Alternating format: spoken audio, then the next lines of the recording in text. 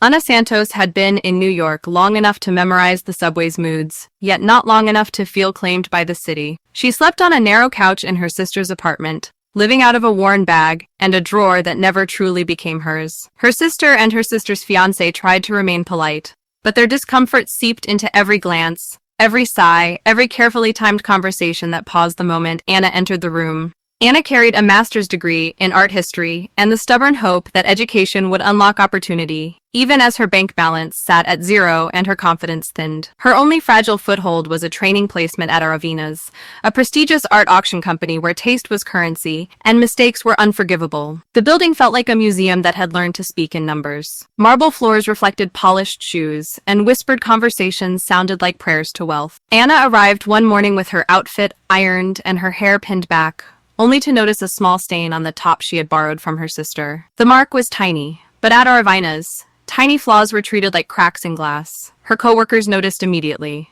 Their expressions held the particular pity reserved for someone who had not been taught the rules. Then Claire arrived. Claire ran the auction floor like a general, selecting who would face clients, who would stand behind curtains, and who would disappear into back hallways. She loved perfection in the way some people loved oxygen. The stain made Anna a liability, so Claire placed her where the wealthy would not have to look at her. Anna swallowed the humiliation and watched. She studied the catalog, the provenance notes, the labels, and the rhythms of bidding. She listened for the kinds of errors that could make headlines. In the middle of the auction, she spotted a serious mistake in the list, a detail that would have made Aravina's look careless in front of collectors who treated embarrassment like blood. Claire had forbidden Anna from entering the auction room, but Anna chose risk over obedience. She slipped in, alerted the right person, and retreated before the room could notice how close disaster had come. After the final gavel, Claire exploded at the staff when she learned how close the house had come to disaster. Her anger was theatrical and cold, a performance designed to terrify. The employee responsible for the error was fired on the spot. Amid the smoke of that public execution, Claire's attention briefly landed on Anna. Anna had done good work, and for a moment, competence outweighed the stain. That night, Anna celebrated quietly,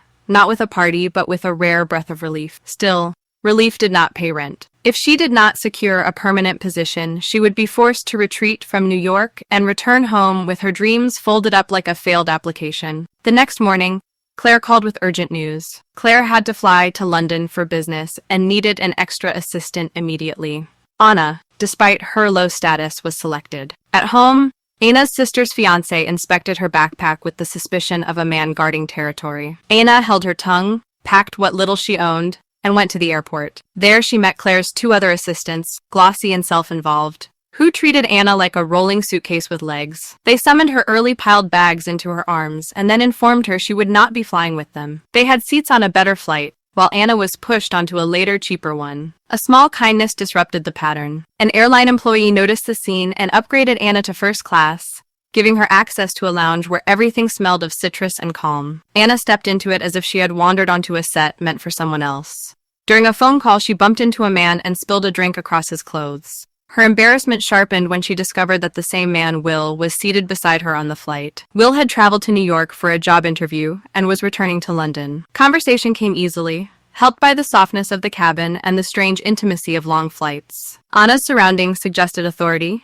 and Will assumed she was a director at Aravina's. Anna did not correct him. Respect felt addictive after months of being overlooked, and she let the misunderstanding grow into a persona. She presented herself as the youngest director, speaking confidently enough to make the lie sound like a fact instead of a wish. By the time the plane landed, Anna felt as if she had lived inside a brighter version of herself. Outside the airport, she met Catherine, Will's mother, a celebrated actress whose fame had matured into effortless glamour. Anna's hotel was near Catherine's home, so Catherine offered a ride, charmed by Anna's warmth and intelligence. Will's interest followed, and Anna felt the dangerous comfort of being admired. At the hotel, Claire delivered new instructions and then abruptly left again, this time for Rome. Claire's expectations were simple. The work must continue flawlessly, whether she was present or not. Anna promised it would. Then she realized her laptop, her entire working world, was still in Will's car. She ran to the London office anyway, because panic never looked good in a place built on control. During the days that followed, Anna lived between spreadsheets and paintings. She learned how Aravina's packaged desire, how a small story about an artist's grief could raise the price of a canvas, and how a careless whisper could ruin a sale. Claire's assistants kept shifting their workload onto her, sending endless messages about deliveries, client preferences, seating charts. and last-minute gifts. Anna ran across London with blistered feet, carrying folders, arranging transport, and memorizing names that mattered. At night, she returned to her hotel, exhausted, rehearsing her next day like an actor preparing for an audition. And that survival required constant speed. Aravinas had been invited to manage the auction of the Bruegel collection, paintings by a major artist whose widow had decided to sell after his death. The assignment promised prestige and profit, but it also carried corporate politics. Alongside Claire, the company assigned Gerald, the Paris office director, a smooth rival with sharp edges. Gerald tried to sideline Anna from the moment he met her, treating her as disposable. Claire's assistants fed Anna a quiet warning. Gerald was dangerous, and Claire was close to becoming chairwoman. They insisted Anna should stay away from Claire, but their advice smelled like self-preservation. Then they placed Anna in a cramped, neglected office, as if discomfort might shrink her confidence. Catherine messaged Anna about the forgotten laptop and asked her to collect it. When Anna arrived at Catherine's home, she found a party in motion, crowded with laughter, cameras, and art world brightness. Will appeared, and so did a famous artist Anna had admired for years. The artist was amused by Anna's enthusiasm, and Catherine enjoyed watching her move through celebrity without begging for approval. A call interrupted the evening. Claire's assistant demanded Anna handle additional tasks, including securing exclusive tickets that Claire wanted. Anna's desire to earn a job trapped her into obedience. She mentioned the tickets to Catherine and the artist, and they turned the problem into a game, sending Will to arrange everything through his connections. While walking through the house, Anna noticed many paintings on the walls, created by Catherine's third husband. Catherine found them strange and distant, but Anna interpreted them as portraits of love, grief, and longing, giving the images a meaning Catherine had forgotten. A revelation followed. Catherine was the widow selling the Bruegel paintings,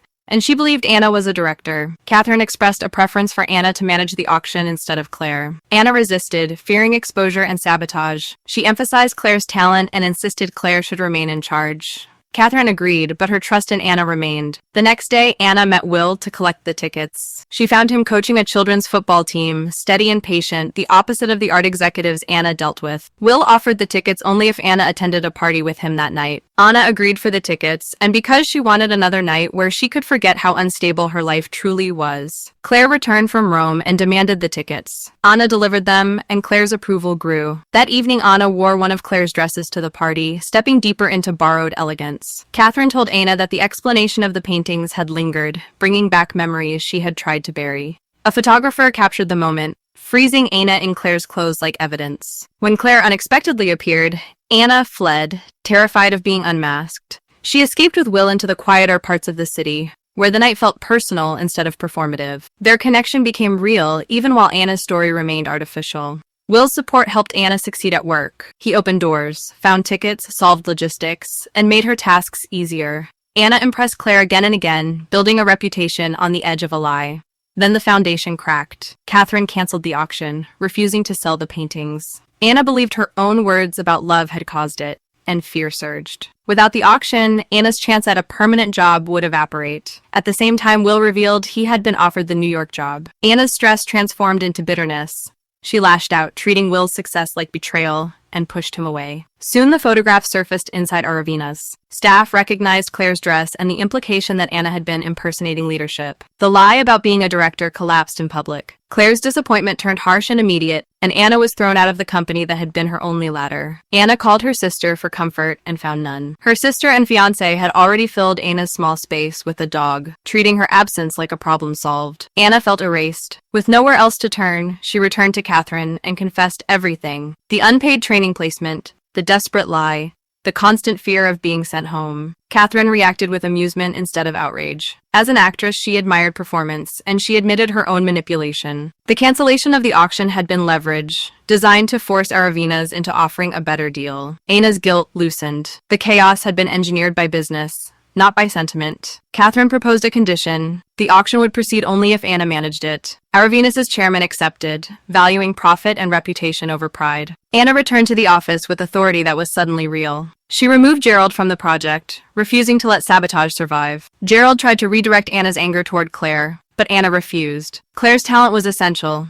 and Anna understood that leadership did not always look gentle. Claire, forced to reassess Anna, saw a young woman who had made mistakes but also took responsibility and saved the biggest sale of the year. Auction day arrived with cameras, collectors, and tension thick as perfume. Will did not appear, but Anna and Claire executed the event with precision. Bids climbed, records broke, and the Bruval collection became Aravinus's most successful auction. Claire secured her position as chairwoman, and Anna earned a future that did not rely on pretending. Only after the triumph did Anna learn that Will had been absent because of his match with the children's team. Anna's flight back to New York was only hours away, so she went to him anyway. She offered an apology through honesty, explaining that desperation had driven her to act stronger than she was. Will remained wounded by deception, because he had wanted the real Anna rather than an invented version. Anna returned to New York and rebuilt without borrowed titles. 6 months later, she opened her own art gallery, small but sincere, a space built on knowledge rather than performance. Claire attended the opening, signaling respect and reconciliation. Anna waited for Will with a mixture of pride and dread. When the crowd thinned, Will appeared. He had accepted the New York job, after all. The city that once pushed Anna into corners finally offered her a doorway, and this time she stepped through as herself.